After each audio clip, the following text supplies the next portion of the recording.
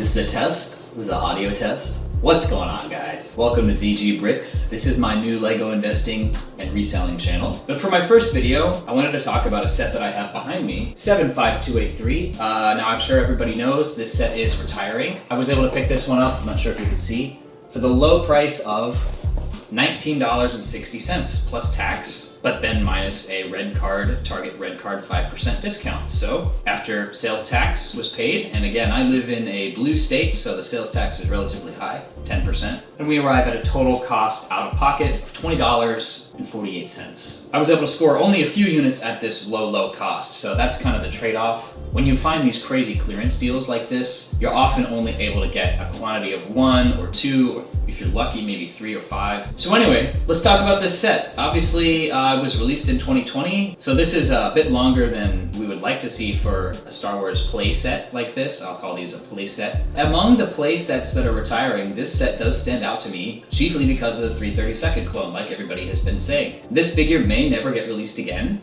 and so there's a very real possibility if we look at past clone troopers and we filter out those that have come in quantity at a lower price, like in a battle pack. So if we filter out battle pack clones, maybe exclude some clones that are more than 15 years old, really rare. If we look at clones over the last maybe 5 or 8 years, clones that come out in medium-sized sets like these do carry at least the potential of becoming a $30, $40, or $50 minifigure. So I've made a small bet on just a few of them. There's also the Ahsoka minifigure. Again, if we look at comps, past Ahsokas, I have the chance to do well. Now, that may not be the case this time, because of course that same figure is in an even cheaper set in the Duel on Mandalore with Darth Maul. Another great small set, but again, those are cheap figures. And then of course 2 battle droids. I think they're cool, the Kashyyyk pattern. These will always add a buck or two to a lot if you just add them in, or if you're like me, you like to accumulate your battle droids and then get rid of them all in a bigger lot. Whether you're selling on eBay or Bricklink, it's always a good idea to cut down on your orders that are $5 and instead try to sell more orders that are $15 or $20,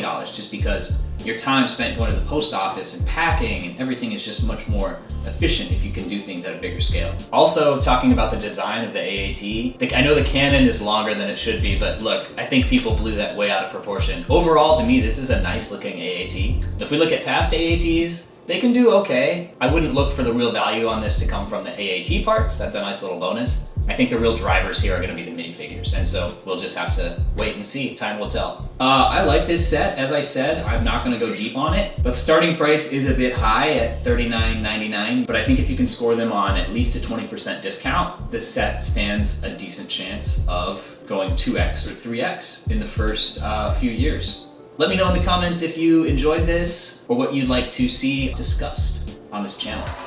Peace!